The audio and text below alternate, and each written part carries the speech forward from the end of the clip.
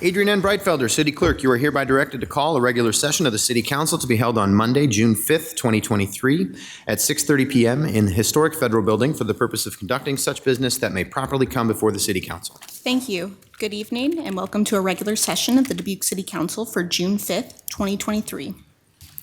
As a reminder to our participants, you can provide in-person input or virtual audio and written input during the sections of the agenda where public input is accepted. Input options during the live meeting include: in-person attendees may approach the podium when the mayor asks if there is any public input on the item they would like to speak to. Remote attendees can log into GoToMeeting using the login links, phone numbers, and access code that appear on the broadcast and live stream and posted on the front page of the meeting agenda. This option includes audio input and written chat input.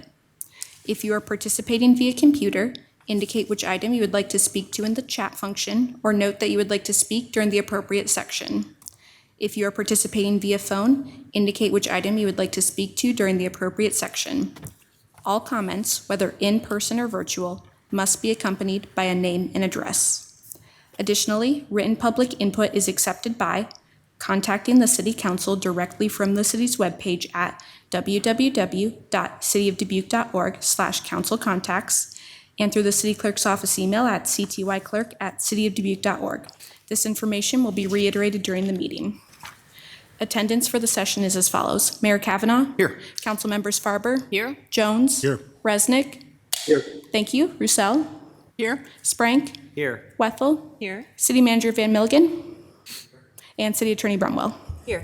Thank you. I do want to announce that we do have a change in order on tonight's agenda. Council member reports are going to occur immediately after the Pledge of Allegiance. And with that, Mayor Kavanaugh, I will turn it over to you for the Pledge of Allegiance. Thank you, Adrian. I invite all those who are able to please rise and join us for the Pledge of Allegiance. I pledge allegiance to the flag of the United States of America and to the republic for which it stands, one nation, under God, indivisible, with liberty and justice for all. And with that, we'll move on to council member reports. All right, thank you, Adrian. So thank you, everyone, for being here this evening. I'd like to begin this evening with a statement, so if you'll bear with me, please. So as mayor and on behalf of my city council colleagues, I feel it's necessary to make a statement in response to several recent incidents, one of which is known to many, and others which most people are not yet aware of.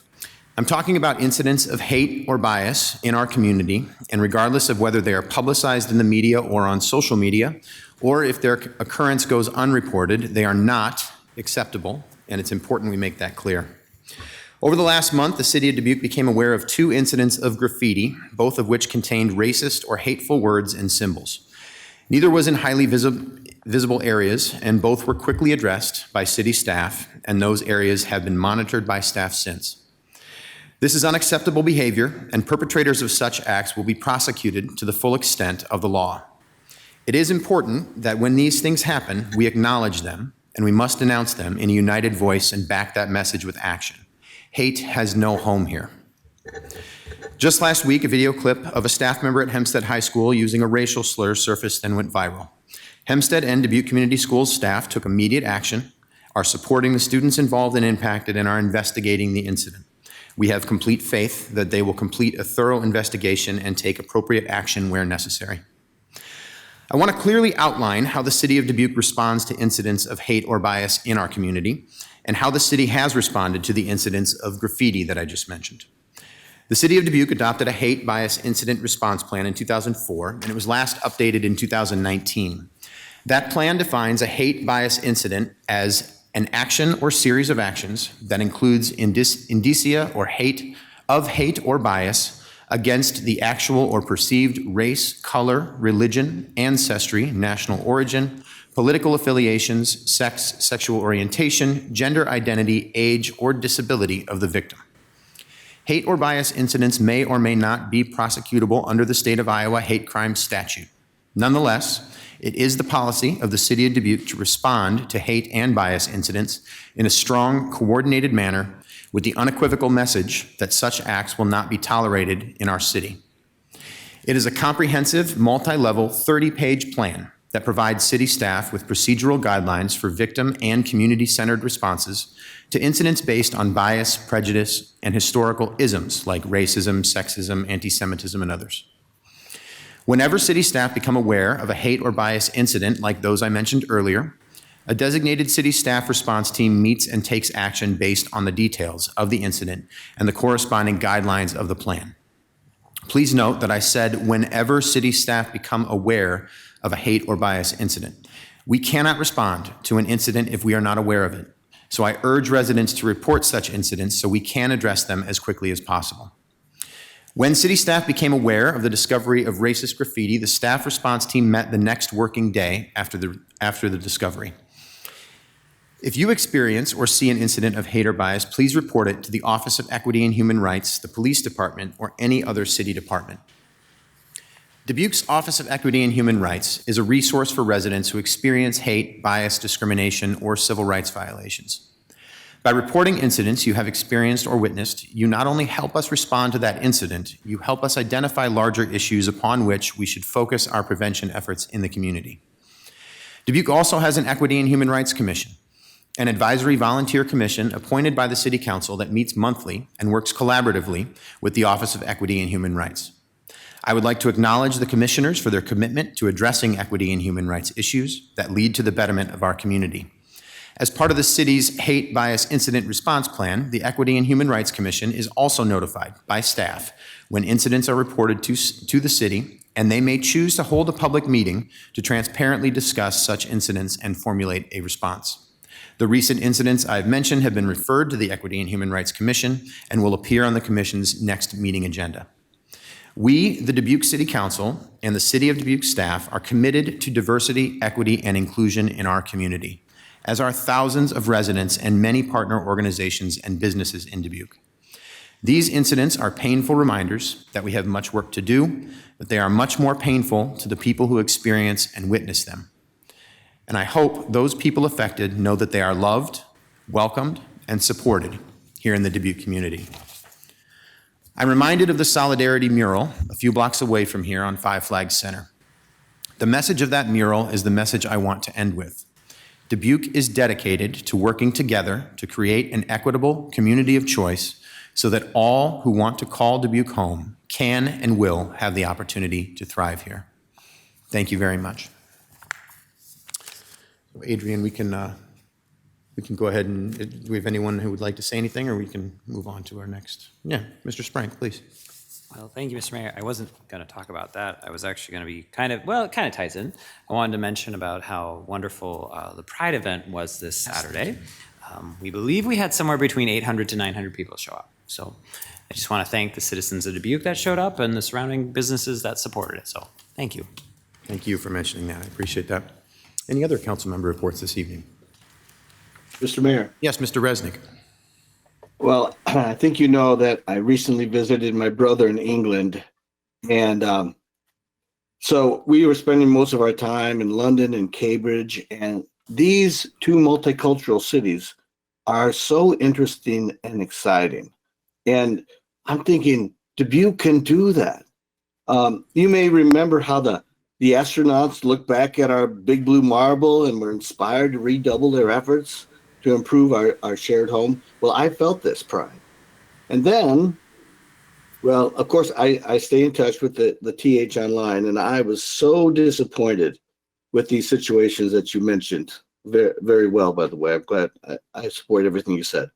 But it's not something it's not just something we're going to have to address and forget about. We have to actively push back against these human rights travesties. As you said, I believe we can do better, and we must do better. Thank you, Mr. Mayor. Thank you, Mr. Resnick. Ms. Wethel. I had the pleasure of accompanying the honor flight of the Tri-States on May 23rd as a guardian. And it was a very unique privilege to do so, a great way to spend time with our veterans, but to get to see them all together, to experience a day in which they were able to see the monuments that honor them.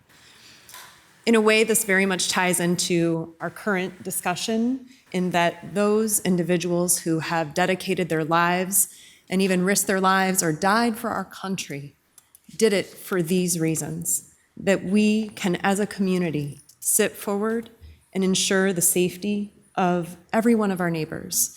And so, thank you specifically. Mr. Sprank was a very big supporter and organizer of the Pride picnic this weekend. It was wonderful to see so many together, and I think especially after these incidences, it truly shows that we can overcome this as a community. Thank you. Thank you. Okay. With that, thank you very much. And Adrian, we can go ahead and move on to consent items, please. At this time, anyone participating in the meeting in person who would like to discuss one of the consent items, please approach the podium when the mayor asks if there is any in-person input and state your name and address. For all remote attendees, please enter your name and address in the chat function or state your name and address over the phone when the mayor asks if there is any virtual input. If more than one participant would like to speak, then city staff will determine the speaking order of the participants. Please state the item you would like removed from the consent agenda for separate discussion and consideration. And consent items can be found on pages 2 through 6 of the agenda. Thank you, Adrian. Do we have anyone here in chambers who would like to remove any of the consent items for separate discussion this evening? I see no one here. Do we have anyone virtually? No virtual Okay. comments. And no input received. All right. Back to the table then, please. Mr. Mayor, Mr. Resnick. I move to receive and file the documents, adopt the resolutions, and deal with the consent items as recommended. Second by Wethel. I got a motion by Resnick and a second by Wethel. Adrian, would you call the roll, please? Sprank. Aye. Kavanaugh. Aye. Farber. Aye. Wethel. Aye. Resnick. Aye. Jones. Aye. Roussel. Aye. Motion passes 7-0. We will move on to items set for public hearing. We have 6. First is Kerper Court and Kerper Boulevard Intersection Improvement Project for June 20th, 2023. Second is West First Street Sanitary Repair Project, initiate public improvement bidding process for June 20th, 2023. Third is grant of easements to James B. Ganson and Mary L. Ganson and Robert J. Flanagan and Tina M. Flanagan for June 20th, 2023. Fourth is resolution setting a public hearing on a proposed development agreement between the City of Dubuque and Switch Homes LLC, providing for the issuance of urban renewal tax increment revenue grant obligations pursuant to the development agreement for June 20th, 2023. Fifth is resolution for the proposed Switch Homes Housing Urban Renewal Area for July 5th, 2023. And sixth is set for public hearing, Weber Acres Voluntary Annexation Request for July 5th, 2023. Mr. Mayor, Ms. Roussel.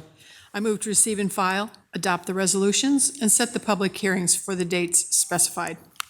Second by Sprank. Got a motion by Roussel and a second by Sprank. Adrian, would you call the roll, please? Sprank. Aye. Kavanaugh. Aye. Farber. Aye. Wethel. Aye. Resnick. Aye. Jones. Roussel. Aye. Passes 7-0. We will move on to boards and commissions. We have applicant review for the Board of Library Trustees, Cable Television Commission, Historic Preservation Commission, Long Range Planning Advisory Commission, Park and Recreation Advisory Commission, Resilient Community Advisory Commission, and the Zoning Advisory Commission. Thank you, Adrian. Well, this is going to take us a few minutes, but this is exciting. This is a long list of people who want to volunteer their time and serve on commissions. So thank you very much to everyone who is listed here. So what I'm going to do is I'm going to go through one commission at a time and call out the names of the folks that would like to apply for that commission. And if there's anyone here to speak to those applications, I'll ask during each of those different commissions. So our first is the Board of Library Trustees, and we have 2 4-year terms through 2027.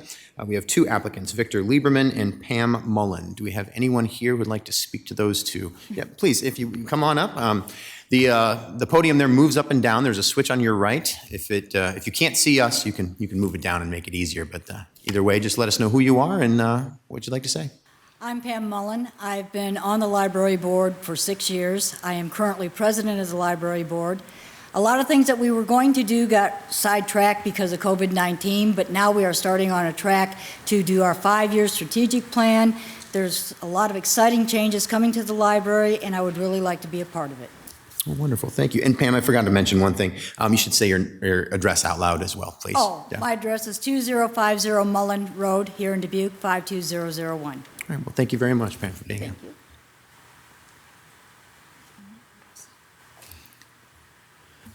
Hello, my name is Victor Lieberman, and my address is 1575 Montrose Terrace here in Dubuque. And I am applying for a second term as a trustee for the Carnegie-Stoudt Public Library. And I echo the comments that our board president said earlier. We've been through a very eventful previous 4 years that I've served on the board, and I found it very fulfilling and worthwhile and a real privilege. And I'm be very grateful for the opportunity to serve another 4 years on the board. It's been helpful for me. It's been a big transition time in terms of where we were 4 years ago before COVID, with a different director and on a almost feels like a different world. And now moving forward with many plans that were set in place, I would greatly enjoy the opportunity to continue the work on the board with the other board members. As I said in my application, I also work as a librarian professionally, and I found it both rewarding for me personally and professionally. It's helped me better understand my own work, and I hope that I've been able to contribute something productive and worthwhile from my professional background as well. And so I'd be happy to answer any questions if the council has them. All right. I don't see any. Thank you very much, Victor, for your comments tonight. Okay, our next commission here is the Cable Television Commission. We have 2 3-year terms through 2026 and 2 applicants, Pauline Maloney and Ron Tigas. Do you have anyone here to speak to us on those applications this evening? Any virtual comments? No input received. All right, we'll move on then to the, Historic Preservation Commission. We have 2 3-year terms through 2026. Taya Dement and Christina Monk are 2 applicants. Do we have anyone here to speak to us? Yeah. Yes, please come on up. Hello, Council. Nice to see you all. My name's Taya Dement. I reside at 375 Alpine Street, and I am currently the Vice Chairperson of the Historic Preservation Commission. I got elected during my first term. I've really enjoyed being on the commission. I absolutely love historic homes. I've learned so much. It's inspired me to become a real estate agent, and so I'm doing even more work now to help preserve the homes. I've been sending a lot of people to Heritage Works to try to go through the correct channels to help preserve our houses here. And I just absolutely love it. So I would really enjoy serving another term. Thank you. All right. Thank you very much for being here. All right. We can move on then to the Long Range Planning Advisory Commission. We have 1 3-year term through July 2026 and 1 applicant, Mark Ward. Do you have anyone to speak to us on that application? Any virtual? No. Mr. Ward did submit written input. That's included with the application. Wonderful. Thank you very much, Adrian. The Park and Recreation Advisory Commission is our next commission here. 3 3-year terms through 2026. And we have 5 applicants, Ron Axtell, Erickson Hilbin, Robin Kennecker, Jessica Ochoa, and Shirley Snow. Do we have anyone here in chambers to address us on any of those applications? Yeah, please come on up. Hi, I'm Jessica Ochoa, and I'm reapplying to be on the Parks and Rec Commission. During my first term, I greatly enjoyed learning how to be on a commission because it was my first one. It's given me a better perspective on how the system works more in depth. It has given me a better perspective on goal setting and creating long-term visions for our parks. It also has opened my eyes to all the amazing and hardworking people there are at the Leisure Services Department. It's given me a bigger lens to look through when I visit other communities and see what they're doing and how we can bring that vision to Dubuque.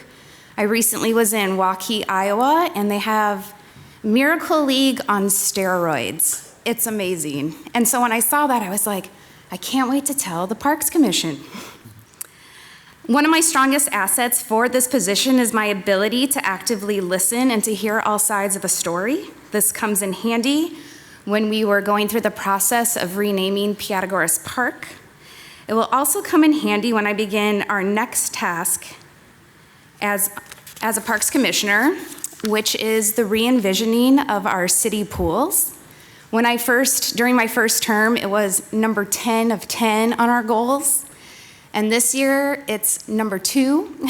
So I'm very excited to have that goal that I envisioned near the top. And it's a big task to take on, and I'm ready to listen, to learn, and to dream with the people of Dubuque on what this could look like. So thank you all for your consideration. Thank you so much, Jessica, for being here.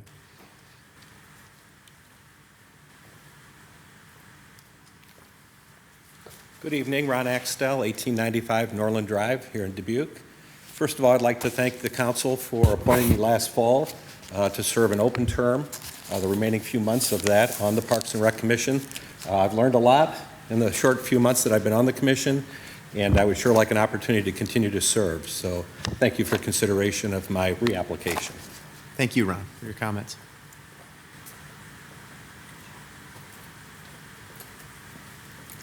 My name is Robin Kenneker, 2929 Elm, Mayor City Council.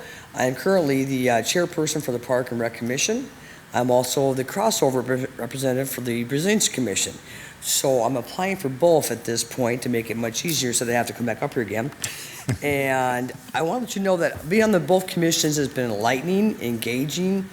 We have some wonderful creative people that, like Jessica said, we think outside the box, we listen to people through Dubuque. We don't value our opinion so much, we value what they want us to know and bring it forward as commissioners to both different groups. And I also serve with the Point Neighborhood Association. I'm on the board with Crescent Community Health Center, and I like to be engaged to find out what people are saying, what they want done, and how can we help them achieve their goals. So I'm applying for both positions, and I appreciate it. Thank you for your time. Thank you very much, Robin, for your comments. All right, and moving on then to the Resilient Community Advisory Commission.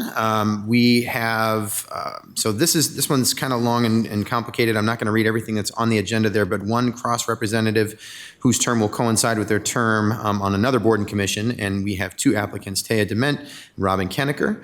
And then we also have 2 3-year terms through 2026, and 5 applicants, Joshua Chamberlain, Taya Dement, actually, wait, so real quick, they're listed twice. So, for instance, Ms. Dement, if she's listed twice on there, is she just applying for the one crossover position? We have it listed twice because whichever applicant is not appointed to the cross-represented position is eligible for the at-large term. Gotcha. Okay. So I'm going to read all 5 names for the applicants, and thank you very much, Adrian. Joshua Chamberlain, Taya Dement, Lalith Jayrick Rama, Robin Kenneker, and Lori Allendick. Do we have anyone here to address us on any of these applications? We already missed. If you'd like to come back up, Taya, you can. Sure. Robin was, she went the efficient route, so we get that. She did. I wish I would have done that. I'm sorry. Taya Dement again, 375 Alpine Street. So I'm also applying for this commission. I had applied for it before and I didn't make it, so it just kind of rolls over. It looks like all of the people who are currently, who their terms are expiring have reapplied, and I'm definitely a proponent of having that continuity. I think Robin would do a great job and the others.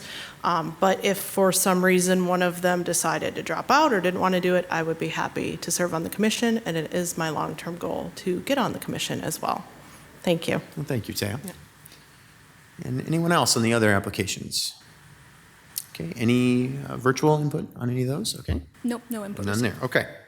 And then one more, the Zoning Advisory Commission. We have 3 3-year terms, and we have 3 applicants, Martha Christ, Carrie Lorman, and Terry Zuccaro. Do we have anyone here present to speak to us on those applications?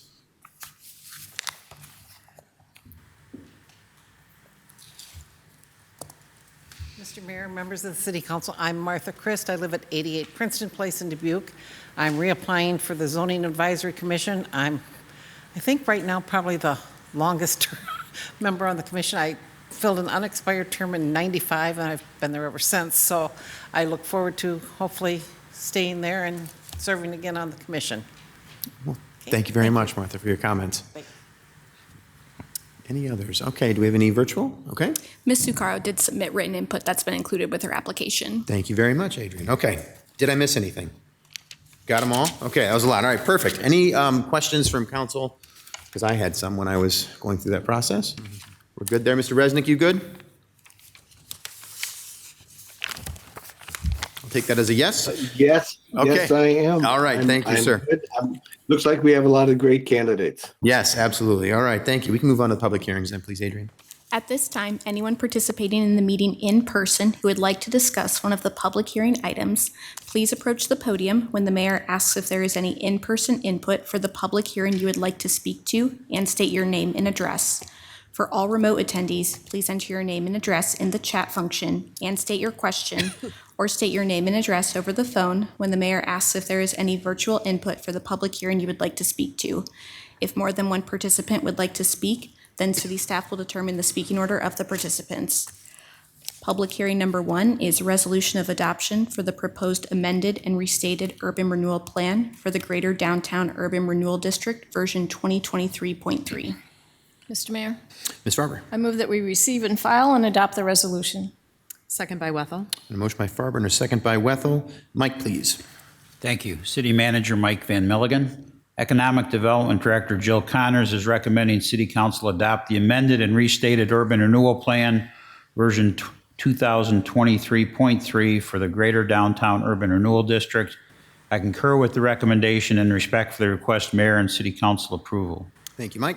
We are in a public hearing to consider City Council adopt the amended and restated urban renewal plan, version 2023.3 for the Greater Downtown Urban Renewal District. Do we have anyone here in chambers to address us on this item? I see no one. Do we have any virtual input? Okay. No input received. All right, back to the table then for any discussion. Hearing none. Okay. And we've got the motion by Farber, second by Wethel. Adrian, would you call the roll, please? Sprank. Aye. Kavanaugh. Aye. Farber. Wethel. Resnick. Aye. Jones. Aye. Roussel. Aye. Motion passes 7-0. Public hearing number 2 is resolution of adoption for the amendment of the Dubuque Industrial Center Economic Development District Urban Renewal Plan, version 2023.3. Mr. Mayor, Ms. Roussel. I move to receive and file and adopt the resolution. Second by Sprank. A motion by Roussel and a second by Sprank. Mike, please. Thank you. City Manager Mike Van Milligan. Economic Development Director Jill Connors is recommending City Council adopt the attached resolution of adoption for the amended and restated urban renewal plan for Dubuque Industrial Center Economic Development District, version 2023.3. I concur with the recommendation and respectfully request Mayor and City Council approval. Thank you, Mike. We are in a public hearing to consider City Council adopt the attached resolution of adoption for the amended and restated urban renewal plan for Dubuque Industrial Center Economic Development District, version 2023.3. Do we have anyone here in chambers to address us on this item? Seeing no one, do we have any virtual input? No. Okay. No input received. Thank you. Back to the table then for any discussion. Hearing none. Okay, we have a motion by Roussel and a second by Sprank. Adrian, would you call the roll, please? Sprank. Aye. Kavanaugh. Farber. Aye. Wethel. Resnick. Aye. Jones. Aye. Roussel. Aye. Passes 7-0. Public hearing number 3 is Community Development Block Grant Fiscal Year 2023 Annual Action Plan Amendment Number 2 public hearing. Mr. Mayor, Mr. Jones. move to receive and file the documents and adopt the resolution. Second. Motion by Jones and a second by Roussel. Mike, please. Thank you. City Manager Mike Van Milligan.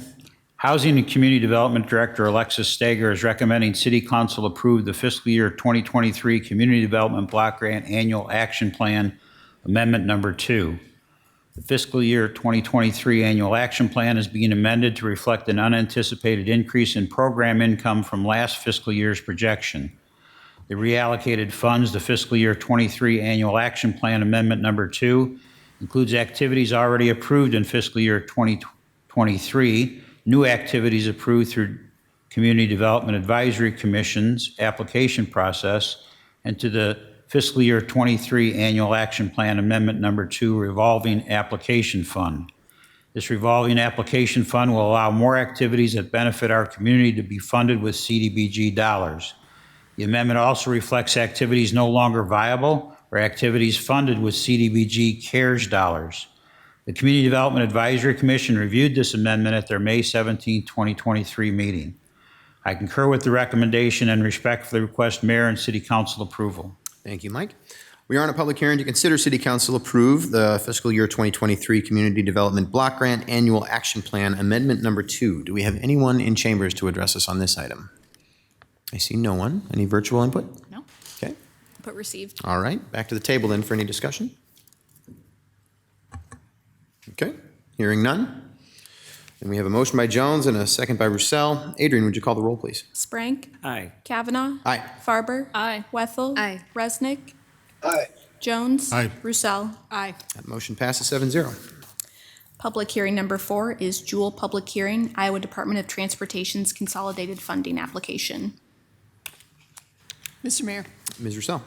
I move to receive and file and adopt the resolution. Second by Farber. Roussel and a second by Farber. Mike, please. Thank you. City Manager Mike Van Milligan. Director of Transportation Services Ryan Nucky is recommending City Council adopt the attached resolution approving the annual Jewel Consolidated Funding Application to the Iowa Department of Transportation. I concur with the recommendation and respectfully request Mayor and City Council approval. Thank you, Mike.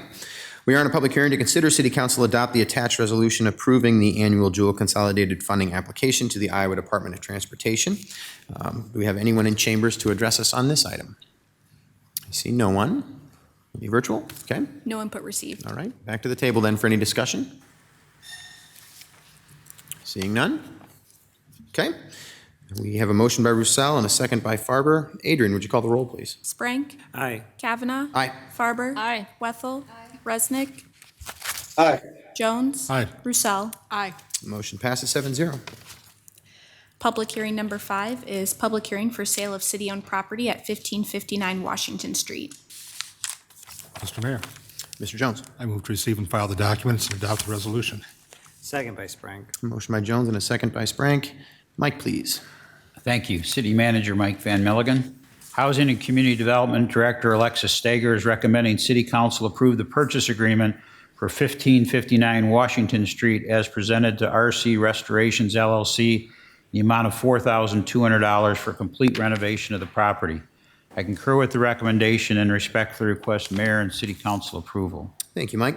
We are in a public hearing to consider City Council approve the purchase agreement for 1559 Washington Street as presented to RC Restorations LLC in the amount of $4,200 for a complete renovation of the property. Do we have anyone here in chambers to address us on this item? Seeing no one. Virtual input? No. No input received. Okay. Back to the table then for any discussion? Okay. Seeing none. We have motion by Jones, second by Sprank. Adrian, would you call the roll, please? Sprank. Aye. Kavanaugh. Aye. Farber. Aye. Wethel. Aye. Resnick. Aye. Jones. Aye. Roussel. Aye. Motion passes 7-0. Public hearing number 6 is Old Highway Road Water Main Connection Loop 2023 public hearing. Mr. Mayor, Mr. Sprank. I motion that we receive and file and adopt the resolution. Second by Wethel. A motion by Sprank and a second by Wethel. Mike, please. Thank you. City Manager Mike Van Milligan. Water Department Manager Chris Lester is recommending City Council approve the plans, specifications, form of contract, an estimated cost of $853,750, the Old Highway Road Water Main Connection Loop 2023 through the adoption of the attached resolution. I concur with the recommendation and respectfully request Mayor and City Council approval. Thank you, Mike. We are in a public hearing to consider City Council approve the plan, specifications, form of contract, and estimated cost for the Old Highway Road Water Main Connection Loop 2023. Do we have anyone here in chambers to address us on this item? Seeing no one. Any virtual input? No. Okay. No input received. All right. Back to the table then for any discussion. Okay. Hearing none. We have a motion by Sprank and a second by Wethel. Adrian, would you call the roll, please? Sprank. Aye. Kavanaugh. Aye. Farber. Aye. Wethel. Aye. Resnick. Aye. Jones. Aye. Roussel. Aye. Motion passes 7-0. We will move on to public input. At this time, anyone participating in the meeting may address the City Council on the action items on the agenda or on matters under the control of the City Council. For all in-person attendees, please approach the podium and state your name and address when the mayor asks if there is any in-person input. For all remote attendees, please enter your name and address in the chat function or state your name and address over the phone when the mayor asks if there is any virtual input. If more than one participant would like to speak, then city staff will determine the speaking order of the participants. Individual remarks are limited to 5 minutes, and the overall public input period is limited to 30 minutes. Under the Iowa Open Meetings Law, the City Council can take no formal action on comments given during public input or that do not relate to the action items on the agenda. Thank you, Adrian. So this is the moment where we welcome any public input that has to do with any items that are on the action items of the agenda or any public input at all of any sort. So feel free to come on up and just state your name and address, please, for the record.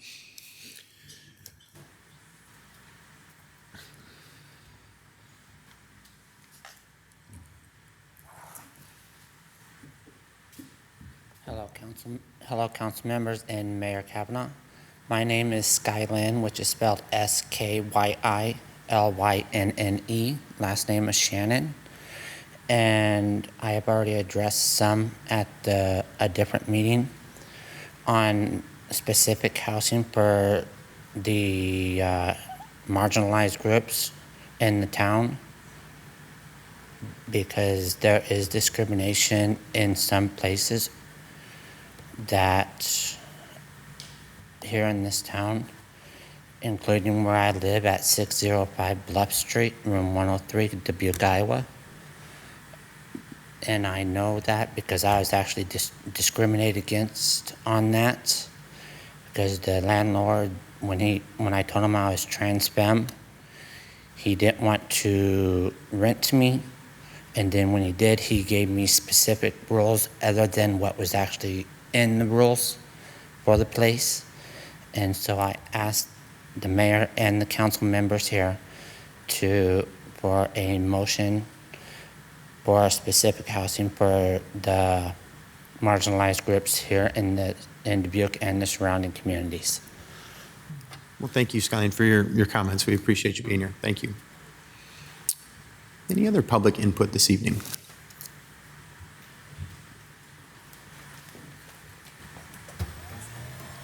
Thanks, Corey.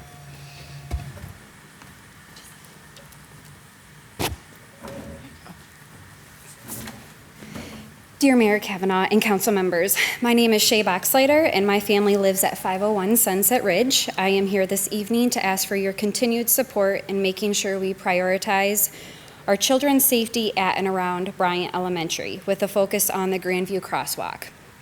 Unfortunately, Bryant doesn't have a dedicated drop-off and pickup zone, so I prefer to drop them off on South Grandview and have them walk to school from there. In a perfect world, they would be 100% safe walking across Grandview. With a baby, it is not always possible for me to get out and walk with my girls, so I wait until traffic is clear, drive right in front of the crosswalk, I put my hazards on to warn oncoming traffic behind me, and I watch them walk across. I'm grateful for Mrs. Susan Farber and Mr. Rick Jones and their assistance in getting the signs and the lights installed on both sides of Grandview, but now we need to do a little bit more. For the general public that are knowledgeable and abide by common sense etiquette in state laws, this is not necessary. But for the ignorant people that either don't know or don't care, we need to have additional measures in place. In recent months, these are the most dangerous incidents that I have witnessed. At a morning drop-off, as explained earlier, I was stopped in front of the crosswalk with my hazards on. I was watching my girls with 2 other little girls holding hands getting ready to cross the street. When all of a sudden, a Chevy Malibu went flying past me and sped through the crosswalk. Luckily, the girls were looking and able to stop themselves. The car was literally less than 12 inches away from hitting my girls and their friends. Another incident was when I was parked waiting to pick up. I was parked a few driveways up from the crosswalk. This time, an impatient driver passed 4 or 5 cars that were all stopped and nearly hit the student cross guard that was on the west side of the crosswalk. He was wearing his vest, the lights were on, and the stop sign was displayed. The most recent incident was when one of the staff members was in the crosswalk with the lights flashing. She was wearing her vest, the stop sign was displayed, the oncoming car went right around her. Fortunately, at that point, there were no kids close to the middle yet, as they were just stepping out onto the street. I'm not here to complain, but to make a difference before we are mourning a preventable tragedy. So here are some of my proposed solutions. Add a three-way crosswalk at the intersection of Ramona and Mount Loretta for the families and students coming from that direction to make drop-off and pickup easier. Add drop-off lines or spaces in front of Bryant for drop-off only. Add a school speed zone on Grandview and surrounding streets. Repaint crosswalks, maybe even a different color. Add state law signs to all existing poles. And encourage police officers to get out of their cars and stand at crosswalks. The last one is to change the yellow flashing lights to red lights. Lastly, please take a look at the pictures I took near Seton Catholic School and Piesta Elementary School zone via your email. We can do better at many schools. I just happen to be fighting for the schools my daughters attend. A fellow parent and neighbor, Chad Gunnelson from 600 Sunset Ridge, stated, Grandview has become a residential highway through our town, and we need to shift the mentality of how fast and how unaware folks are when driving at all times, especially school start and end times. Another fellow parent was unable to come. His name is Jacob Schmidt, and he lives at 290 South Grandview. He states, I walk to Bryant with my daughter nearly every school day and have encountered many issues with the way that traffic behaves around the crosswalk, specifically at the South Grandview Bryant Street intersection near the Milk House. Most of the problems seem to be directly related to drivers not understanding that they're required to stop for pedestrians and mark crosswalks. The worst thing I've experienced is actually as a driver. Several times I've stopped at the crosswalk in the southbound lane and the driver behind me has roared past on the right while a pedestrian was crossing in front of my car. For some reason, many of the local drivers seem to create their own lane to go around stop traffic on the right without slowing, which creates a very dangerous dynamic. On a regular basis, I see elementary-aged children waiting to cross South Grandview, but are too scared to do so because nobody will stop. In an effort to help them cross, I usually have to walk into the street, basically daring traffic to hit me until someone realizes what is going on and stops. I have been glared at, honked at, and yelled at for this, but unfortunately, it's the only way I've found to get the attention of about 90% of drivers. And he states anyone can feel free to reach out if there's any way he can help. Thank you. Thank you, Shay, for your comments.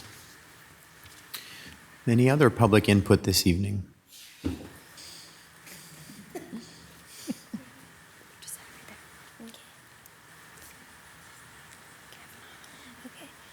Dear Mayor Kavanaugh and council members, my name is Anna Boxleiter. I live at 501 Sunset Ridge, and I just passed 5th grade at Bryan Elementary. It is scary when cars go even when the lights are flashing and they don't stop for me or my sister. I feel safe when all the cars stop and let me and my sister plus others cross. Please add some more signs to make sure they stop and make the lights easier to see for the people in the cars. Thank you. Thank you, Anna, for your comments.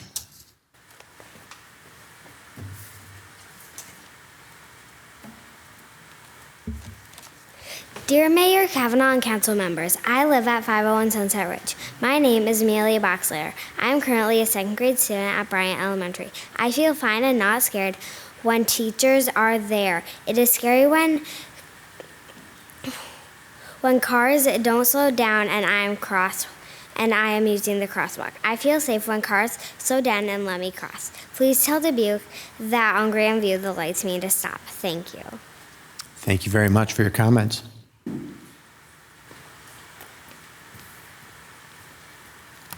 Hi, I am Gabriella Rowling, and I live at 650 Sunset Ridge. I am 10 years old, and I go to Bryant Elementary School. I just finished 4th grade and going on to 5th grade. I have been on the crosswalk, and I've almost got hit by a car because they aren't looking or driving too fast. Some kids are too short, and drivers can't see them, and that makes a lot of accidents around that area. I encourage you to create a safer intersection for the community. Thank you for listening. Thank you very much for your comments. Any other public input this evening? Yeah, come on up.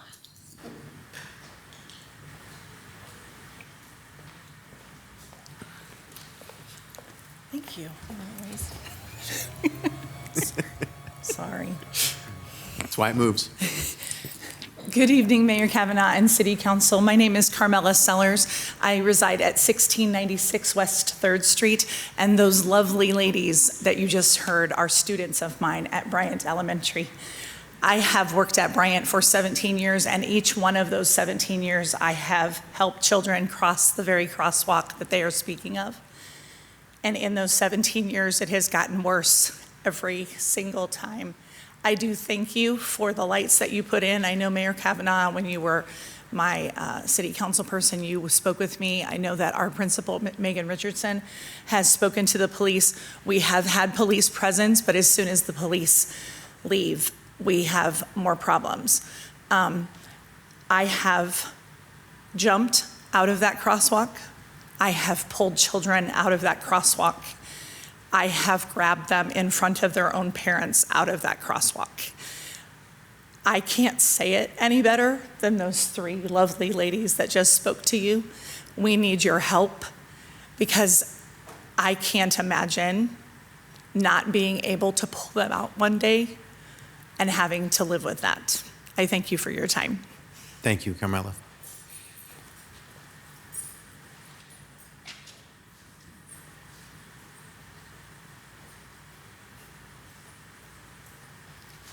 Hello, my name is Heather Clark, and I live at 755 South Grandview. I'm also here in support of the school crossing for safety. I can't tell you what it's like when you're crossing the road and there's a car that almost hits you and your child. It's a feeling that you never want to have, and unfortunately, I can't say that that's been the case. My daughters were with their daughters those days, and when you get a phone call at work that there was a close call, we thank you for what you've done so far with the lights, but again, we just need to go a little bit further. I've lived at my house for 6 years, and I've witnessed 2 very bad accidents on either side of my house, and both of them were due to very high speeds, and people could be killed. So I thank you for your time, and we need to just take this step further. We're willing to work with you guys to find a resolution so that all children can go to school safely. Thank you for your time. Thank you, Heather, for your comments.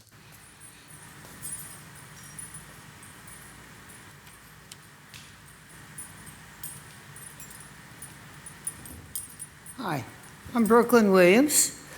I live at 250 West 6th Street, apartment 605. Came to Dubuque in 2019, October. Chose this city as a safe city to relocate to. But there are some questions. Like I said, there's crosswalks, things like that, being an issue. I watched out my window on the south side of the ecumenical towers. I even saw someone riding a motorcycle up and down the sidewalk on the west side of Locust Street up here, on the sidewalk. And then today on the bus, city bus to Jewel, I saw people not yielding to a Dubuque fire truck and ambulance. We need to watch these drivers, try and give the police more tools to address drivers that are unsafe, or crosswalks, not using emergency vehicles, driving in proper lanes of traffic, not sidewalks, and crosswalk issues. And then some of the crosswalks, weather-related, have some inhabitants for people with ADA issues. So we need to make sure all people in this city can be safe pedestrians in all areas, and that drivers and others can be safe as well, and our emergency personnel, police, fire, ambulance can be safe when they're just responding to these calls. I don't know how many times I go by and see smashed up sheriff's cars or police cars, like, okay, that's because someone's not yielding. We need to have some better tools to make sure this is a very and safe city, like the one I chose to come to. Let's keep it safe. Thank you, Brooklyn, for your comments. Have any other public input this evening? Seeing no others. Do we have any virtual input, Corey? No? And no written input received. Okay. All right. Well, thank you, everyone, for your comments. We can go ahead and move on to action items, please, Adrian. Action item number 1 is Greater Dubuque Development Corporation quarterly update. Mr. Mayor. Mr. Jones. I move to receive and file and hear what Rick has to say. Second. We got a motion by Jones and a second by Farber. I'll turn it over to Mr. Dickinson, please.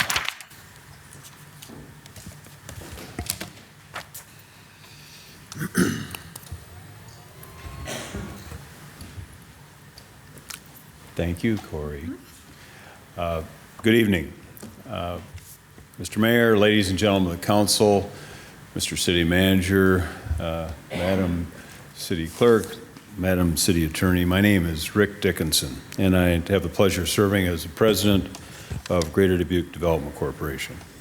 On behalf of myself and the Board of Directors of Greater Dubuque Development Corporation, I want to thank you for your continued support of our efforts. That next year will be for 40 years when two community leaders, both now sadly passed, Bruce Merriweather and Nick Schrupp II, said that we needed to develop a Big Ten organization that included input from the city, input from the businesses, input from the citizens, the nonprofits, and the partners, to work together to make sure that what happened in the 1976 to 1990 age when things were on the downslide, how can we work together to achieve greatness?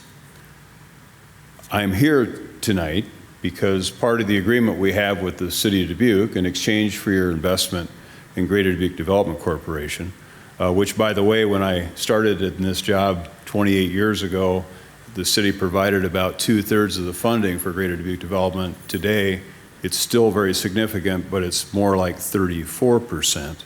But in exchange for that investment in our organization, we sit down with you and with the citizens of Dubuque and on a quarterly basis report what were the activities for the last 3 months. And that report is the purpose of my being here tonight. I'm going to quickly go through what happened in March, April, and May, and I'll be glad to answer any other questions you might have about this presentation or any issues of the day. In March, I'm pleased to announce that Jenny Peterson Brandt is our new Director of Communications. She will be putting the face of Greater Dubuque Development out for the rest of the world to see that this is a wonderful place. You can be great here in Dubuque, and we're excited to have Jenny as part of our team. Top 10 metro of all metros in the United States under population 200, we were identified, Greater Dubuque Development Area, as the top 10 metro, meaning we had 7 projects among the best in the country last year.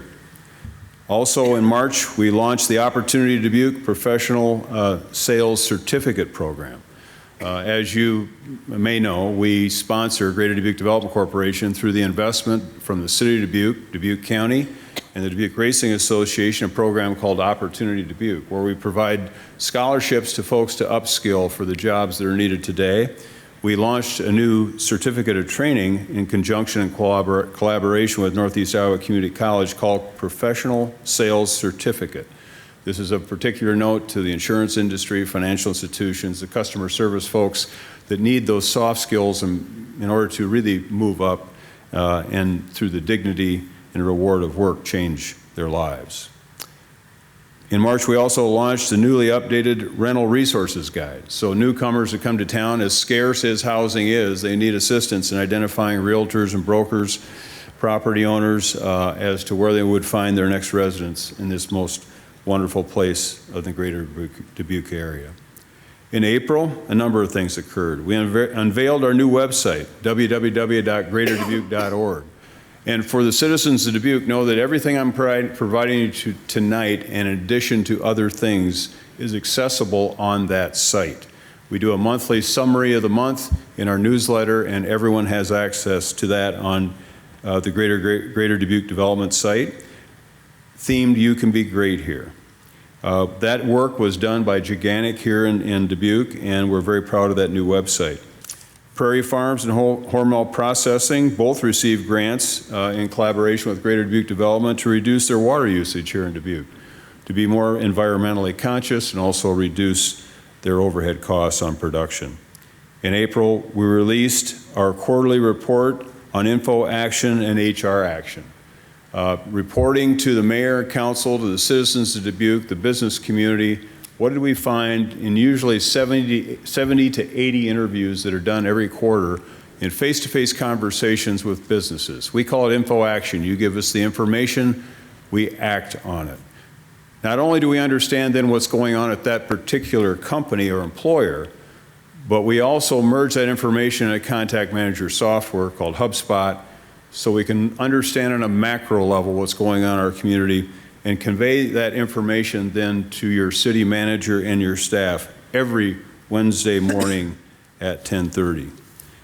In March, we did a number, back up a little bit. In March, we launched our AccessDubuqueJobs.com college career fair. 200 local college students attended, over 70 employers were involved, trying to make sure that our college students understand the opportunities that are available here in the Dubuque area. Registration open for our Talent Dubuque intern program, summer program.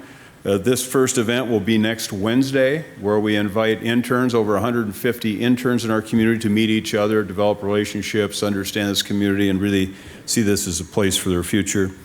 And also in April, the Future Leadership Team met to share solutions for regional childcare, which is one of the greatest challenges we face as a community. But we're going to do better in Dubuque than other communities around the United States. In May, we're proud to include Anna Rolling as our executive assistant. Anna formerly was the director of Workforce Solutions, and she's back with our team, and we're thrilled to have her. Cascade Manufacturing celebrated its 70th anniversary in Cascade. Giese Companies, domiciled here in Dubuque, celebrated their 100th anniversary. Dubuque Initiatives Child Care Center and Dubuque Community Schools announced their preschool center to be an innovative, world-class child care center to address in particular the issues of infant care and drop-in care in our community. That facility being located at 7900 Chavanel, and that's in cooperation with the principal being Dubuque Initiatives, but also the school system. Dave Lyons is contracted provider for Dubuque Initiatives. He also provides contracted services for Greater Dubuque Development Corporation. We announced the Child Care Professional Attraction Grant. We know that we can increase capacity for child care in community if we could just find more child care workers. And so, addressing that issue, we are working closely with Northeast Iowa Community College. We are providing scholarships for training for Child Care 1 certificate of training. We're providing a $1,000 bonus upon 30 days of employment at any child care center in Dubuque. We'll provide child care for that student, that new coming child care worker, for the period of time they are in training at NICC, and we will provide child care for up to a year upon employment to make sure that we address the issue of child care workers. Let's see. On May 4th, we announced the Career Services Visit and had over 25 career service professionals from over 18 institutions of higher learning in the greater Dubuque area to meet other employers. They had lunch at the top of the Roshek building, the new HTLF Cottingham and Butler facility. They had a personalized tour by Mark Dixon, the manager of John Deere, of the facility at the John Deere operations here in Dubuque. And they ended the evening with a beautiful sunset on the roof of the Dupaco building, meeting other employers at that event. The purpose for that visit is to convince career placement officers that Dubuque is the place to refer their graduates for the best opportunities that they can find. On May 5th, the Workforce Breakfast. Over 180 HR professionals, along with CEOs from the community, heard more about the child care initiatives underway in Dubuque. And then the next week, on June 14th, will be the first intern event that I mentioned earlier for the 150 interns that are coming to our community. Those are our activities for the last 3 months. I would suggest to the council that it would be better if I made a presentation after each quarter instead of the second of 3 months of that quarter. You probably had enough of me tonight, so you're not looking forward to another one the first week in July.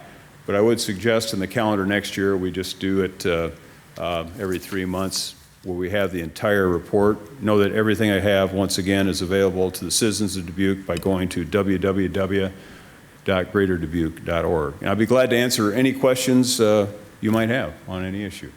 Thank you, Rick. Busy as always. Yeah, Mike. Greater Dubuque Development Corporation has always been a great partner And Rick has a tremendous staff, but between he and his staff, I think they really left some important things off that list. So May 31st, Debbie Durham, who is the director of the Iowa Finance Authority and the Iowa Economic Development Authority, came to Dubuque and spoke at a luncheon, and there were 300 people at that luncheon. And while it was not specifically organized by the Greater Dubuque Development Corporation, that honor and appreciation goes to Dubuque Main Street. Greater Dubuque Development Corporation was one of the sponsors, and they did help get the word out so that the 300 people would be there to hear that important message. The other thing is, and maybe he said it and I missed it, but I think he missed some important projects that happened. So we had the ribbon cutting on the groundbreaking on the Simmons warehouse out at Dubuque Industrial Center West. And that's an important role that Greater Dubuque Development Corporation played in help making that happen in partnership with the city and Gronin Development, who's actually building the facility. And in addition, the council set a public hearing for the McCoy Group, who is looking to purchase the McGraw Hill building in the Port of Dubuque, buy some land from the city for some parking for that facility. And they're one of the fastest growing companies in Dubuque. And I think they're very appreciative of the role Greater Dubuque Corporation played in that. And I can tell you they were knee deep in the negotiations with Greg McCoy and the city of Dubuque on that project. And those are just the ones I can remember off the top of my head that I think Rick didn't mention, but there's probably some others I'm just not thinking of. But it's really been a great quarter for Dubuque. And I think that between this year and what's on the plate already for next year, these next 2 years could be the biggest economic development years in the city of Dubuque since 2003, 2004, when the Americas River project happened and the Port of Dubuque was redeveloped, and a lot of other projects happened also. Thank you, Mike. Even busier than you thought. And I think that those comments, we typically prefer to accept blame and delegate credit, so thank you.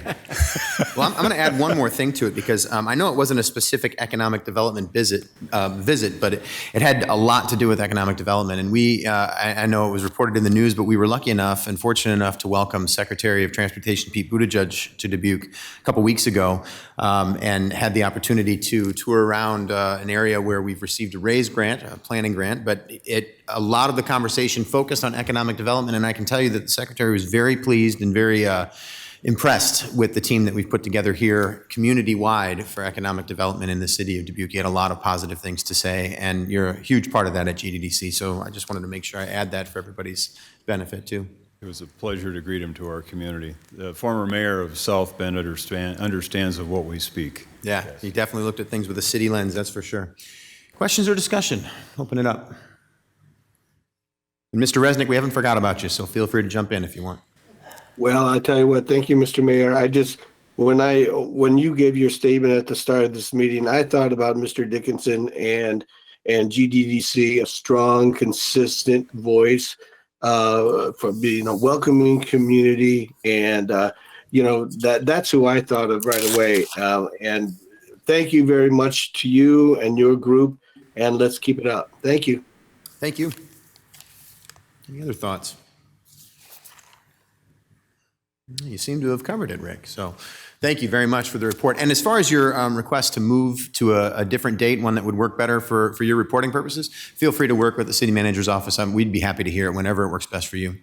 I just think we can summarize things more on a quarterly basis than part of one and part of the other. We'll work on that with the clerk. Whatever timeline is most efficient. So thank you very much. Yeah, Mike. And I apologize for another interruption, but you'll also get to hear him speak on June 26th. The mayor and city council is having a work session on economic development, and we'll have several members of the city staff presenting, but in addition, Rick and the Greater Dubuque Development Corporation will be one of the presenters at that work session. Excellent. We'll let that count for July. Thank you. All right. Well, thank you very much, Rick. Well, the motion there was to receive and file and hear that presentation. So, Adrian, would you call the roll, please? Bragg? Aye. Kavanaugh? Aye. Farber? Aye. Wethel? Resnick? Aye. Jones? Aye. Roussel? Aye. Motion passes 7-0. Action item number 2 is Smart Parking Mobility Management Plan Update. Mr. Mayor, Ms. Rousseau. I move to receive and file and listen to the presentation. What do I get? Second by Sprang. Motion by Rousseau, second by Sprank. Go straight to, Mike, do you have anything to add, or straight to you, Ryan? Whenever you're ready. Will that turn on? Okay, thank you. Ryan Nucky, Director of Transportation Services.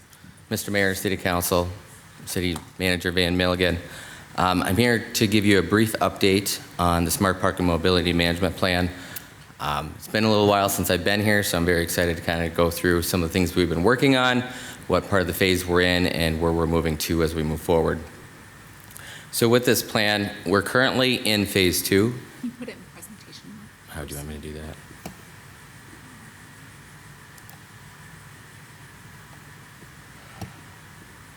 Hold on, let's go.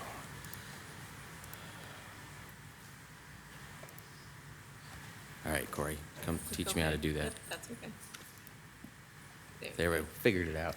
Sorry about that. That's all right. So we've gone through phase 1, which we did data collection. We worked with city financials. We did a lot of input from citizens and businesses throughout the city. Worked with our IT department on establishing what we're looking for. So we've kind of established that baseline on what we're looking for to move forward with. Right now, we've really rolled into phase 2. Phase 2 is the fun part. It's the fun part where we get to say, okay, what is out there that's going to work for us? We have a lot of different scenarios we have to look at. We have 7 different ramps we're working with right now. We also have 2,000 meter heads that we have throughout the city and 19 surface lots that we have.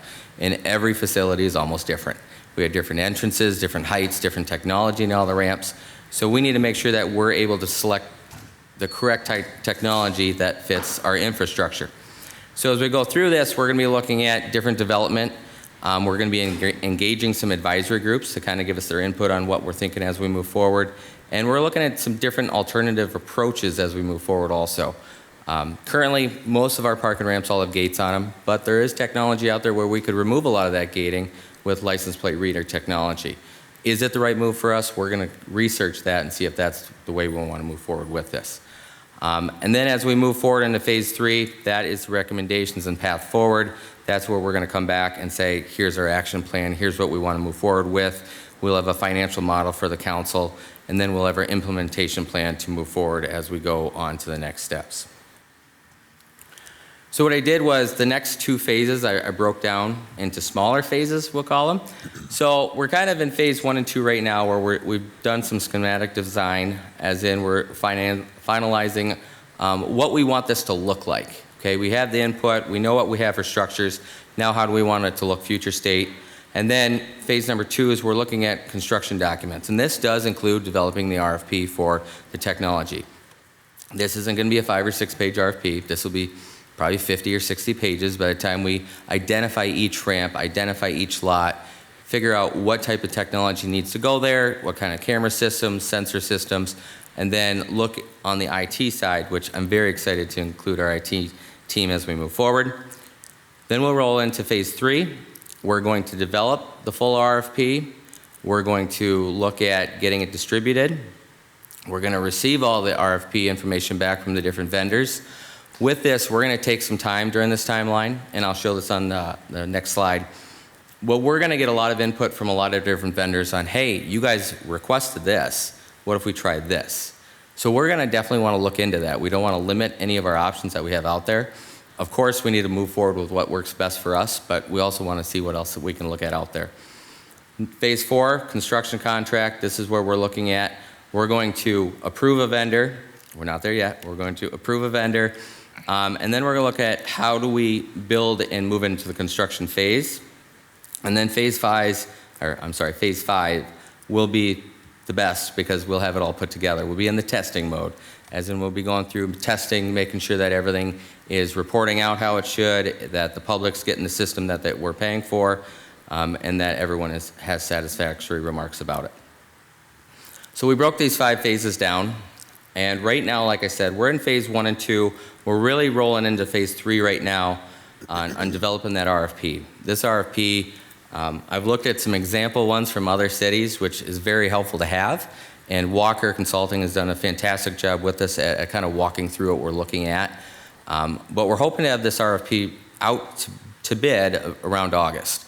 That way, we'll have plenty of time to work with them and our advisory groups as we move forward. We're hoping to select a vendor by November timeframe.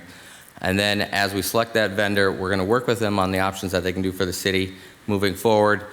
The biggest thing is going to be the timeline, because yes, we want to hit the construction phase, but once we select the vendor, we'll have to look at lead times on equipment, because everything in this country is backed up with lead times, which that's fine, at least we'll have a vendor selected. But we'll set our construction phase with that vendor as lead times work for installation. I'm sure we'll have some work in the ramps we need to do to make sure we get our IT schedule ready. And then phase 5, hopefully by summer of 2024, we're fully through the acceptance testing and work to that go live stage. This is our current plan. As long as lead time doesn't push it at all, we feel pretty confident summer of 24 we should have new technology moving in. Now, we did get budgeted for FY24 and FY25. We were budgeted right about $2.4 million. This will play a role in when we come back on, do we spend that us all up front on ramps and lots, or are we looking at a more phased approach as we move forward? As we move forward with the funding, we can work on the construction side, and after that's all put together and we have a much more solid plan for you, we'll be back to talk again as we move forward. I'm here for any questions as we go forward. All right, well, thank you very much, Ryan. Open it up for questions or discussion here.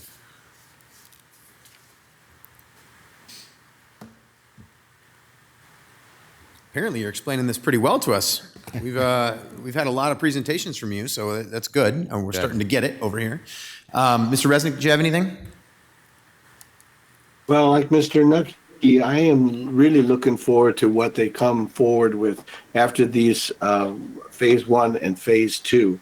It's very important, and yet it's one of many things. They got a great team, and Mr. Nucky is obviously a skilled director. And again, I'm just really excited. Could you tell me, Mr. Nucky, when we might get to the next phase? Thank you. So right now we're looking, bids will go out. I just closed all that up. Bids will go out, and we'll hopefully have stuff put together and selected by November. We're going to have walkers present their final plan to the city. That definitely will be coming up. And 1 second. So, Mr. Resnick, we're looking to have a vendor selected by November of this year. And if we can have one selected by then, we'll be back here talking to the team again. Overall, the late summer of 23, we're hoping to have another presentation for the city council. And that one, we're looking to probably have Walker come to put their implementation plan in. That's the tentative schedule right now. I see that. Oh, thank you. Is that summer of 24? No, late summer 23. We'll be back with another update. Okay, super. Thank you very much. Thank you, Mr. Yep, thank you.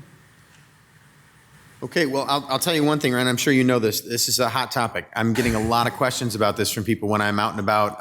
As we get out and about and do more things in the summertime and have more fun activities downtown, like Pride this weekend and markets and all those different things, I hear about parking a lot. I hear about the mobility a lot. So this is great to see this moving along.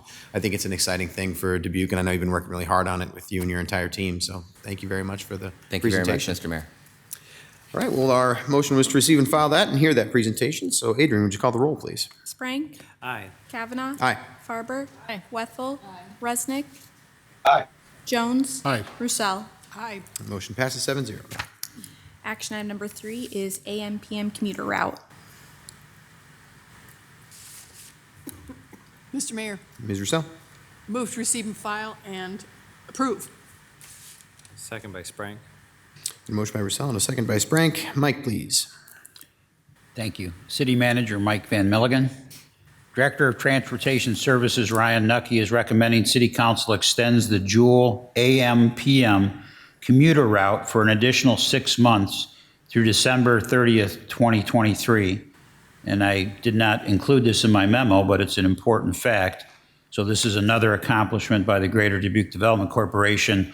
They had worked with several employers in our community who identified that they had recruitment problems, and they asked if there could be some additional public transportation options at a earlier in the morning and later in the evening on a specific route that served the employers. And so Greater Dubuque Development Corporation funded that to do that pilot route, and now we would like to extend it. The cost to run the AM/PM commuter route will be $33,052. This expense will be covered by the transit operating budget. The Jewel received CARES funds for operations during the COVID-19 pandemic, resulting in the delay of needing Federal Transportation Administration operating funds until fiscal year 2024. But funding will also be requested from employers along the routes of the shuttle service as it proves that it's providing the needed employee boost that they need. If 50% of the cost of the shuttle service is not covered by employers, the Jewel will charge normal bus charges of passengers starting July 1st. I concur with the recommendation and respectfully request Mayor and City Council approval. Thank you, Mike. Any discussion? Mr. Mayor? Ms. Farber, yes. Just a question for Mike. Do we know what % of the employers are pitching in here? I don't think they've been approached yet. I think we were waiting to get your approval, so. So. Okay, thank you.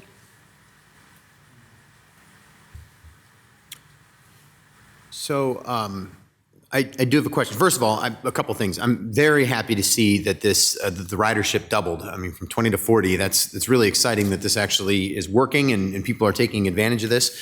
Am I correct that we have the cost was free to riders up to this point thanks to funding from GDDC? That's correct. GDDC or just GDDC was funded? Right now, it was funded half by GDDC, half by the Jewel. Half by the Jewel, okay. Correct. So now we're looking to shift that to have employers pitch in to help with this and assist in that way. But if we don't have that, then we'll be forced to charge the Normal riders fares. that are going to be riding themselves. Correct. Okay. But as you just said, in answer to Ms. Farber's question, we'll be reaching out to the employers to hopefully encourage that soon. Okay. I would hope that would be the case. You know, if something like this is going to be that helpful for employment in this area, and that was the purpose there, it'd be great if we could have some of that assistance from employers themselves to do that. And if it means, in some way also working with the riders themselves, it's understandable. But it would be great if we could have that kind of team approach to this. So hopefully that'll be the case. Ms. Roussel. Thank you. What is the fee if a rider were to pay the full amount? What is that amount? Currently, normal fares are $1.50 one way. So if a person were to ride it in the morning and the afternoon, it'd be a $3 round trip for them. So a very cost-effective way to get to work. Correct. Thanks. What we're currently seeing with this route is we get ridership for about a month and a half. And then what we find out through the grapevine, which our drivers love talking to people, is employees will get on our route, use our route for about a month and a half, and then they have enough funds saved up to either purchase a vehicle, have fuel money for a vehicle, or they find an alternate way to get to and from with a coworker on that side. So that's one thing that we're hearing. We have had some consistent riders that have rode it all the way from day one till today. So we're very excited about that. We are doing some small modifications. We don't have them set in stone yet, but from feedback from companies and riders on the AM commuter route, we are going to modify it just a little bit. Those modifications, when they're set in stone, we'll get them posted on the website and make sure that the public knows about them. That's great. Thank you. Any other thoughts, comments? Okay. Well, in that case, then, thank you, Ryan, very much for the help with that. We have a motion by Roussel and a second by Sprank to approve that recommendation. Adrian, would you call the roll, please? Sprank. Aye. Kavanaugh. Aye. Farber. Aye. Wethel. Aye. Resnick. Aye. Jones. Aye. Roussel. Aye. Motion passes 7-0. Action item number 4 is amending tax increment ordinance 10-23 for the Dubuque Industrial Center Economic Development District as amended by version 2023.3 of the amended and restated plan. Mr. Mayor, Mr. Jones. I move to receive and file the communications and further move that the requirement that a proposed ordinance be considered and voted for on for passage, voted on for passage at 2 council meetings prior to the meeting at which it is to be finally passed, be suspended. Second. Got a motion by Jones and a second by Farber. Mike, please. Thank you. City Manager Mike Van Milligan. Economic Development Director Jill Connors is recommending City Council approve the ordinance attached here to for the Dubuque Industrial Center Economic Development District. Tax increment financing is an important tool for economic development and we use to assist future public and private development efforts. The proposed amending ordinance would expand the district to include the property to be designated as Subarea T by version 2023.3 of the amended and restated urban renewal plan in the TIF ordinance area of the amended and restated urban renewal plan. I concur with the recommendation and respectfully request mayor and city council approval. Thank you, Mike. Any discussion, questions? Hearing none. Okay. Motion is to receive and file and waive the 3 readings. Adrian, would you call the roll, please? Sprang. Aye. Kavanaugh. Aye. Farber. Aye. Wethel. Resnick. Aye. Jones. Aye. Roussel. Aye. The motion passes 7-0. Mr. Mayor, Mr. Jones. I move final consideration and passage of the ordinance. A motion by Jones and a second by Farber. Adrian, would you call the roll, please? Sprang. Aye. Kavanaugh. Aye. Farber. Aye. Wethel. Aye. Resnick. Aye. Jones. Aye. Roussel. Aye. Motion passes 7-0. Action item number 5 is trash cart exemption program. Mr. Mayor, Ms. Wethel. I move to receive and file and approve. Second by Sprank. And a motion by Wethel, second by Sprank. Mike, please. Thank you. City Manager Mike Van Milligan. Public Works Director John Klosterman is recommending City Council adopt the trash cart exemption program and approval of the trash cart exemption form, which has been reviewed and approved by the City Attorney's Office. I concur with the recommendation and respectfully request Mayor and City Council approval. Thank you, Mike.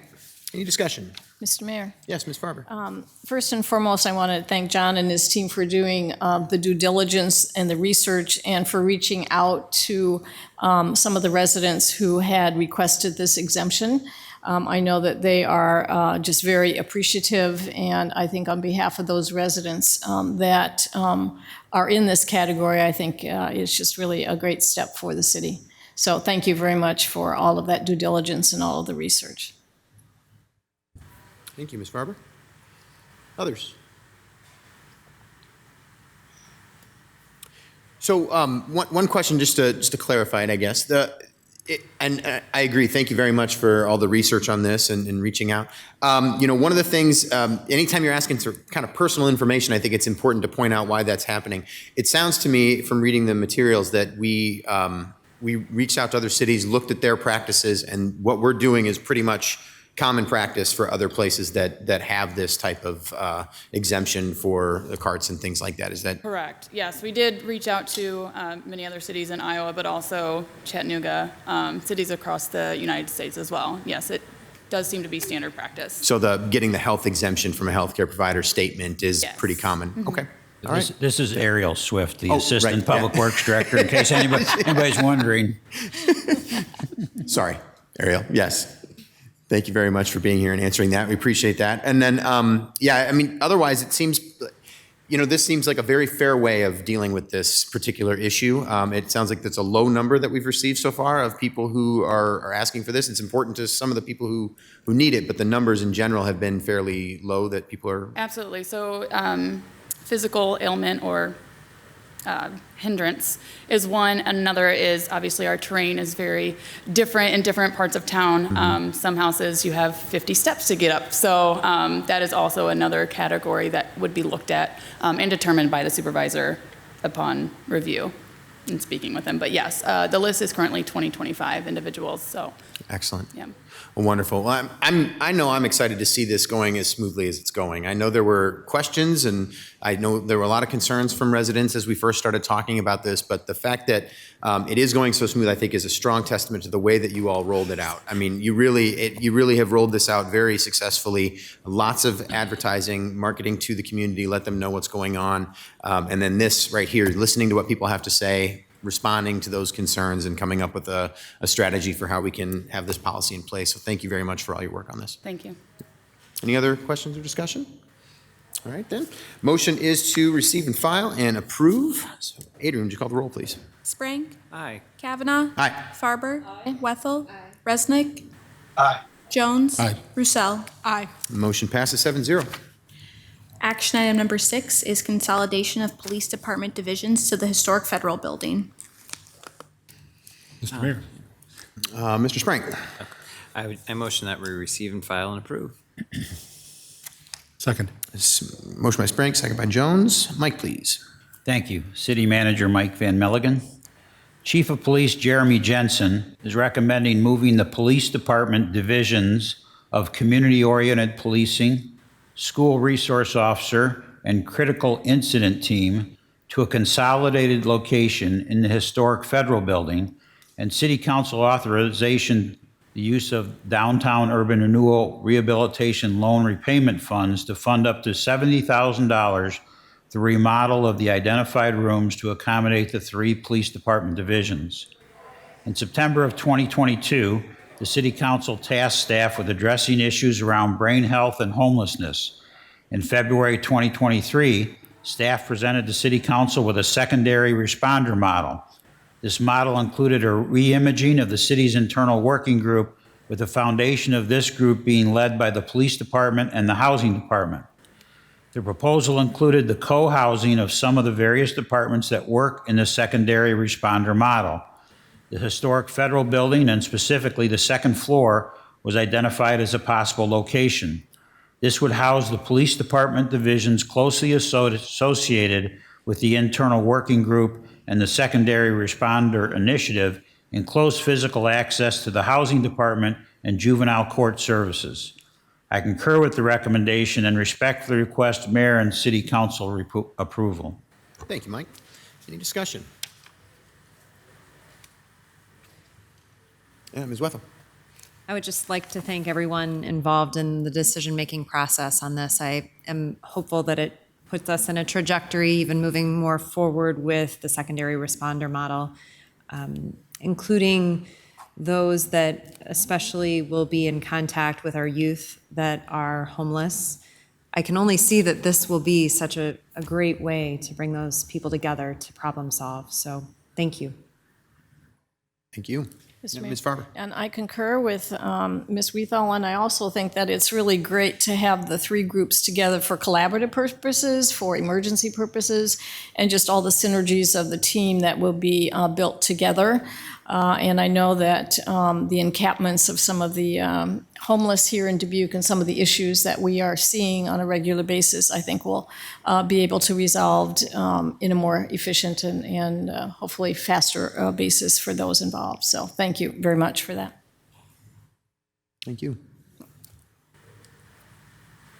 I would echo that. I'm very thankful to see the progress that we're making on putting this together. I think, we've been talking about this for a while, and this idea of the secondary responder model, and I know that there's, oftentimes it's hard to see all the work that's being done behind the scenes to make sure that this is all moving forward, but this really lays it out very clearly that we're working really hard to put an efficient system in place to make sure that we're responding as best we can, and so that we can be as effective as we possibly can. So thank you very much for all the work on that. I'm glad to see this moving forward, and doing so in a way that I think is also very cost efficient to be able to move space like this for this kind of cost. So I think it's a really good thing.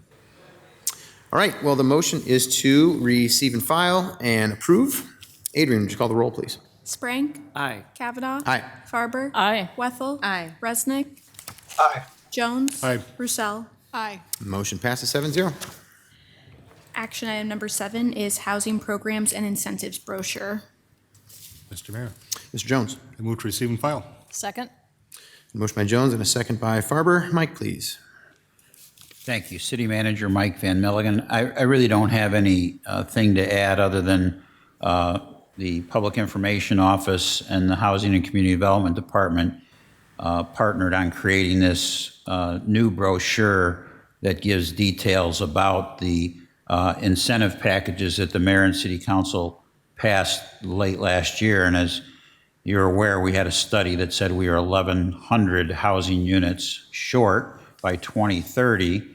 And we all know that every housing unit that gets proposed doesn't necessarily get built.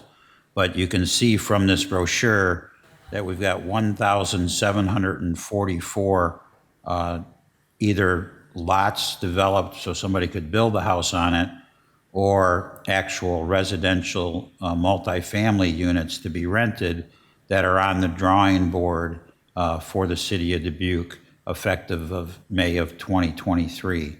So we certainly would meet the demand of the 1,100 shortage.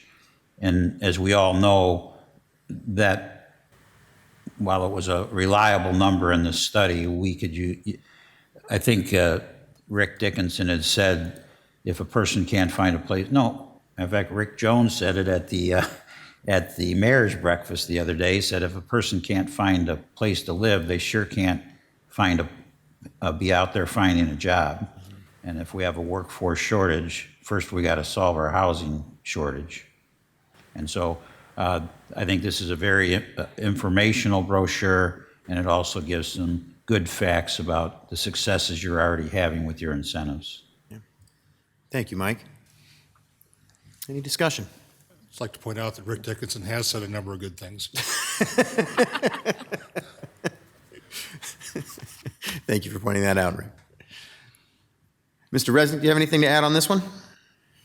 I do not. Thanks for asking. Thank you. All right. Well, I think it's really important that, first of all, thank you to the Public Information Office for putting this together. As usual, fantastically done. It's so important that we make sure that people know about these incentives.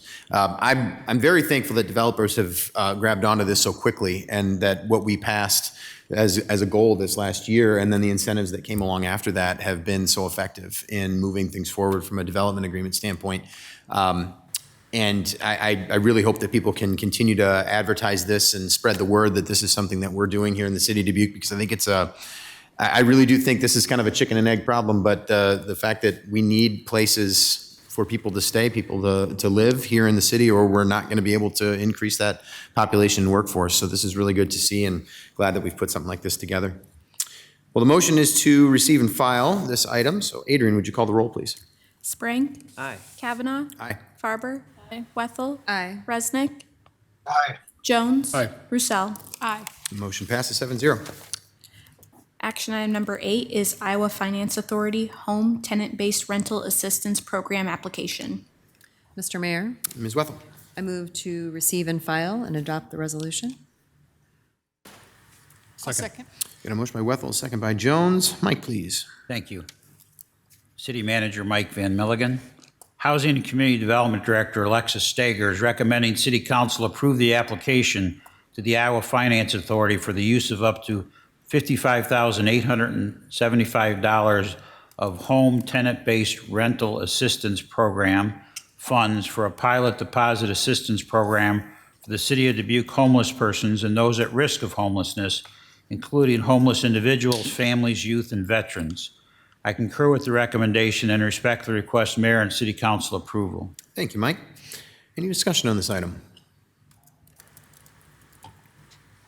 Yeah, I'm sorry, Mr. Sprang, I should look in that direction if I'm going to ask. okay. Yeah, go ahead. Thank you, Mr. Mayor, and Mr. Roussel has one as well. Question as well. I guess my question is, how will this be administered? Like, how will we decide if a person is needing of these funds? Alexis Steger, Housing and Community Development Director. So the program would run in conjunction with the partners that are listed. So we already have a partnership with the VA to identify our homeless veterans. We already have our partnership with the DHS to identify our homeless youth or those aging out of foster care that might be at risk of homelessness. And we also have the partnerships with all of our homeless shelters, as well as CSEI, who does our rapid rehousing. So the connections are there. We also have a coordinated entry system in the city of Dubuque. It's actually for the full county, where people can call the homeless hotline and they get on that list, and we have direct access to that list. So all of those referrals, basically, if someone comes to us individually and is homeless, it's very easy to serve somebody with deposit rental assistance in this program. Thank you. Thank you, Mr. Mayor. Thank you. Ms. Roussel. Thank you. I think this is just one more barrier that we can remove for homeless people looking to break the cycle and find affordable housing, because coming up with a deposit is a huge challenge. So I'd love to be able to assist in this way. I think it's a great idea. Thank you, Ms. Roussel. Mr. Mayor. Yeah, Mr. Resnick. Yes, the other day, like Sunday, I believe, I drove by JFK in Pennsylvania, and there was a woman there. She had a sign, and it said she had two daughters, and she was dressed with a headscarf, and she was very hot, obviously, and the others were in the tree, and it said, we are homeless, and asking for money. Do we have people reaching out, like, say, if the police were to go by, are they offering a helpful hand, or how do we deal with that situation? Thank you. I can take that one. So we do offer assistance when we see what people typically call panhandlers that are claiming that they're homeless, especially when there's children or others involved. We'll reach out just to make sure that they don't need to find our resources. So especially when you're out on JFK, maybe you haven't found our resources yet. So we do make the contact. Sometimes it's my department in the housing department, and sometimes it is the police department because they get the phone call from dispatch. They're the first alerted that there's a panhandler that may need assistance. So we do reach out. It isn't very common that they will take us up on the resources right away. So we provide them a resource card that gives them all the phone numbers and all of the addresses of our resources and the partners like Resources Unite and others that could provide resources. I see. Thank you very much. And when you say reach out, you generally mean the police force? It is, 90% of the time the police force. Sometimes they'll give us a call if it's someone they've already tried to reach out to, and we'll make another contact from the housing department. Yes, and we got a great police department, and they're very nice to a lot of people. It seemed a little threatening to people maybe who are new in the country. And we did have I'm not saying that there's some brain health issues, but we did have a counselor come, and we have counselors come on these calls occasionally. Would that qualify as somebody showing up with the police to help these people? Thank you. So the police department has the resources with Hillcrest and the response for the mental health. It's a rapid response, so it's not often used for this type of situation that you described. Those are usually used for if someone is potentially going to harm themselves, because then they'll come and respond on site. We would do that if that's the resource they told us they needed or that we identified it and they didn't have any way to transport themselves to that resource. That's pretty rare situation when it comes to the asking for money on the street corner. Right. Okay. Thank you very much. Thank you, Mr. Mayor. Thank you. Alexis, this program that we're applying to through IFA, is this a pretty competitive program, or is this one where you apply and you're kind of in? City of Dubuque's applied before in my tenure as director and did not get it. It's often the same people are funded, so once you do get funded, they'll keep refunding you. So currently in the county of Dubuque, Ani can serve the non-elderly and disabled, and elderly with 40 vouchers that they were issued by the same funding source. That's countywide, but they continue to get funded every year. I see. Okay. So we are applying. We're not guaranteed this. It may or may not happen, but we're going to give it a shot. Yes, and our match is actually one of the key. Home funds are required by the federal government to be matched up to 25%, but they don't have to do it with each individual applicant. So an applicant that doesn't bring match to the table is going to score a lot less than one that does. And Community Foundation was very generous in providing a very sufficient match. So hopefully that gives us a better opportunity. Great. Good. Well, thank you very much for your effort on this. It would be a great addition to the programming that we're able to offer, so thank you. All right, well, thank you very much, Alexis. Our motion here is to receive and file, adopt the resolution. Adrian, would you call the roll, please? Sprang.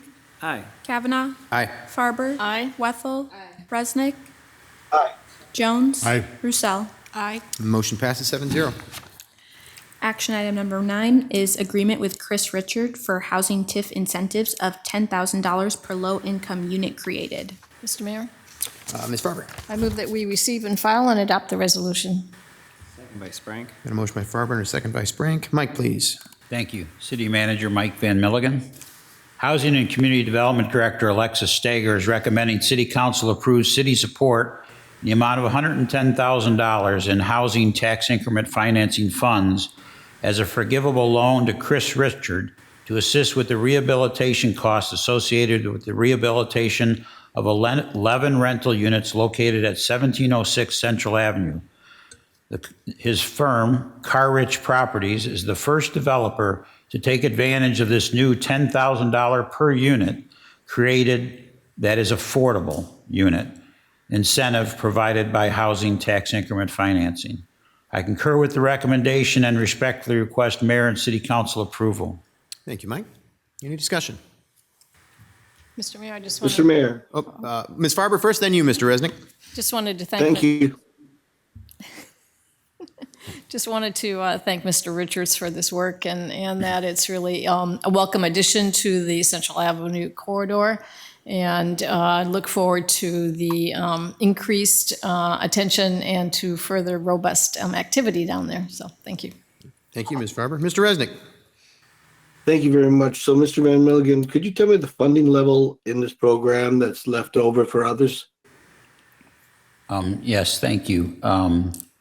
Well, there's actually several $1 million in this program over the next 5 years. So this is the program where when somebody builds a market rate residential subdivision and the mayor and city council provides tax increment financing incentives to encourage that development, the state of Iowa allows you to create a tax increment financing district for that market rate development. And the mayor and city council have the flexibility to provide up to 60%, in round numbers, I'll just use round numbers, 60% of the property taxes generated off of that project to assist with helping make that project happen. The other approximately 40% has to be used by state law to encourage affordable housing somewhere else in your community. So this happens to be a fund that will have a significant amount of money in it over the next many years. Now, one other difference from other tax increment financing districts, which are allowed to go for longer periods of time, housing tax increment financing districts are restricted to 10 years. But even with that, as many as housing developments as we're having, they will generate some significant dollars to help with affordable housing projects.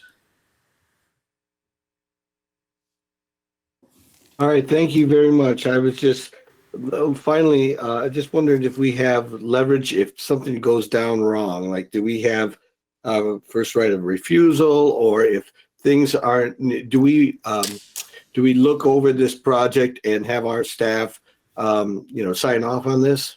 Thank you.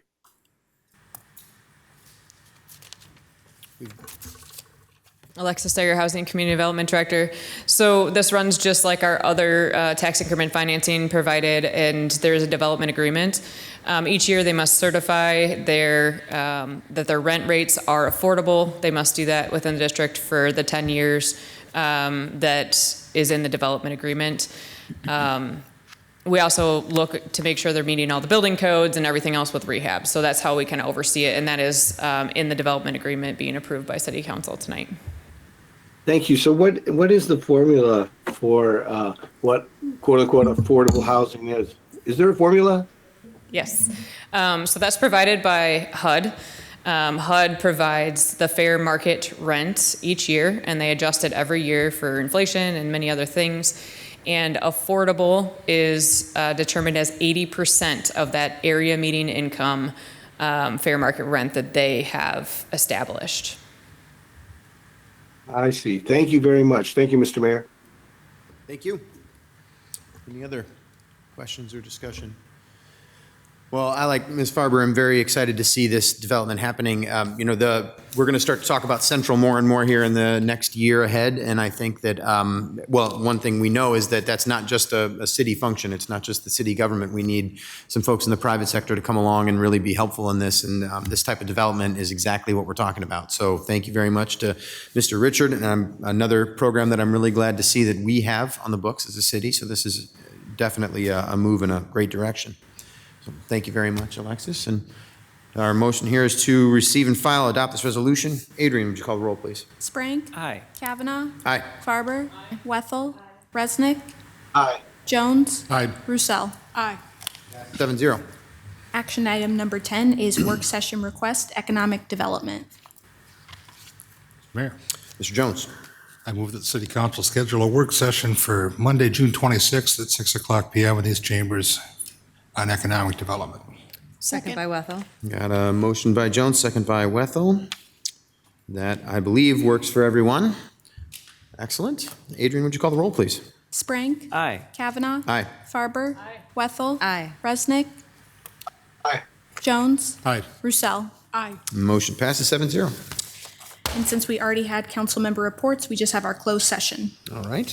Mayor, Mr. Jones. I move that the council go into closed session to discuss sale of pending real estate transactions in accordance with Chapter 21.5 of the Code of Iowa. We have a motion by Jones, second by Roussel. For the record, the attorney the city council will consult with on the issues to be discussed in closed session is City Attorney Corona Brumwell. Adrian, would you call the roll, please? Sprague. Aye. Kavanaugh. Aye. Farber. Aye. Wethel. Resnick. Aye. Jones. Aye. Roussel. Aye. Motion passes 7-0. We are in closed session.